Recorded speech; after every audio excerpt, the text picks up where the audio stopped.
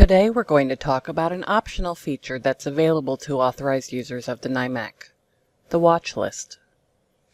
The Watchlist allows an authorized user to place the ISBN of a title that is not yet available in the NIMAC onto a list of watched ISBNs for their account. When the file is certified, the system automatically emails the user with a notification that the file is available. As an aside, some materials that may be used in K-12 education, such as trade books, reference materials, and college textbooks, are NIMAC exempt under IDEA. We do not generally receive files for these materials. Because NIMAC is requested at the point of adoption, this means that files are usually submitted fairly soon after print book publication. If you need files for older materials, or aren't sure if the title you need will be submitted, please feel free to contact us. We're happy to research the title and follow up with the publisher for you. Our email address is nimac@aph.org. In cases where NIMAC is in production with the publisher, we can sometimes expedite the delivery of the file.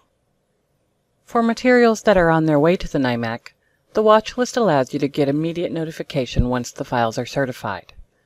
This can be especially useful when there are newly adopted materials for which there is an immediate need by a student. To add items to your Watchlist, or review the status of added items, just log on to your account and click Manage Watchlist in the upper right of your screen. Adding an item is easy. Just enter the 10 or 13-digit ISBN and hit either Enter or click the Create button.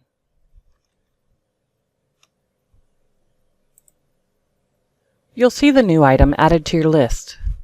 You can use either a 10 or 13-digit ISBN.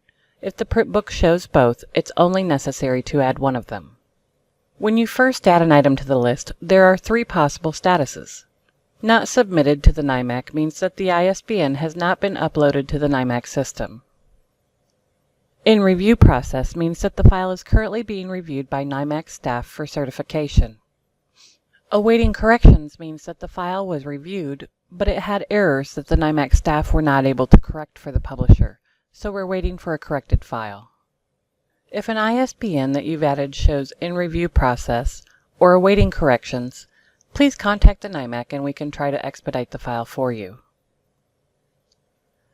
After a file has been certified and you're sent the automated email notification, the status will be changed to certified. You can delete these items by clicking the red delete button to the right. Any item that shows a status of certified was certified after it was added to the list. The system will alert you if you attempt to add an ISBN that's already certified and available.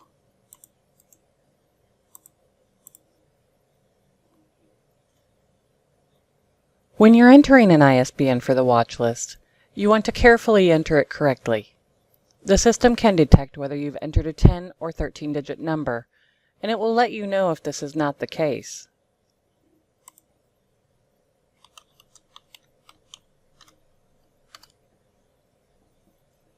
However, there's no way for the system to know if you've made a typo, so it's a good idea to check the number once it's been entered.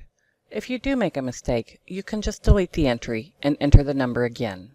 When you're using the Watchlist, be sure to keep in mind that the NIMAC receives only the print textbook for the student edition.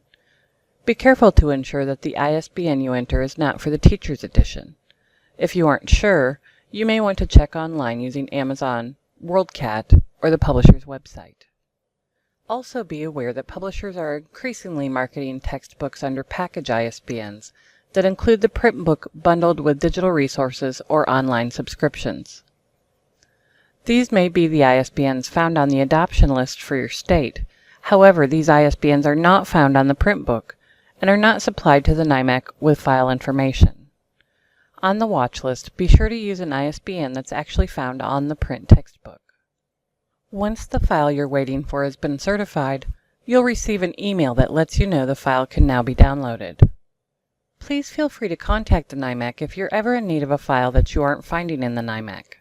We're always happy to investigate and follow up with the publisher when we don't know the status of the material.